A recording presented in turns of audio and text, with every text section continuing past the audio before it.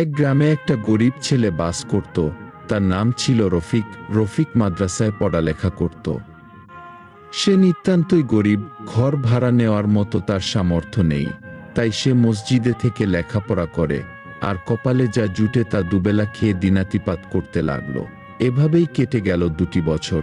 একদিন তার বন্ধু বেড়াতে এসে তার অবস্থা জিজ্ঞাসা করল। তখন সে বলল, ভাত দুবেলা জুটলেও তরকারির তেমন ব্যবস্থা হয় না। এদিকে মসজিদের পাশে ছিল একটা হোটেল, তাই সকাল সন্ধ্যা হোটেলে যা রান্না হতো তার ঘ্রাণে ছাত্রটির খাওয়া হয়ে যেত। হোটেলের মালিক ঘটনা জানতে পেরে ছাত্রটির কাছে 2 বছরের বিল পরিশোধ করার দাবি করে বসল। গরিব বেচারা হোটেলের মালিককে অনেক বোঝানোর পর নিরুপায় হয়ে কাজী সাহেবের কাছে গেল। কাজী সাহেব সবকিছু শুনে ছাত্রটিকে মূল্য পরিশোধ করতে বললেন। তখন সে অনেক অনুনয় বিনয় করে কাজী সাহেবকে বুঝাতে লাগলো, কিন্তু কাজী সাহেব নাছোড় বান্দা। অবশেষে ছাত্রটির কোনো কথাই শুনল না।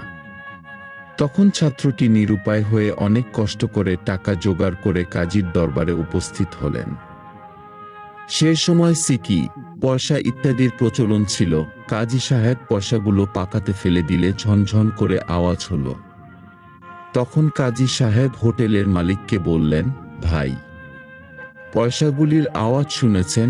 তখন লোকটি বলল, হ্যাঁ শুনেছি। এরপর কাজী সাহেব বললেন, ঠিক আছে, এই আওয়াজ থেকেই আপনার মূল্য নিয়ে নিন। লোকটি তখন তার ভুল বুঝতে পারল এবং নিরুত্তর হয়ে গেল। আর কাজী সাহেব ছাত্রটিকে পয়সাগুলো ফেরত দিয়ে দিলেন।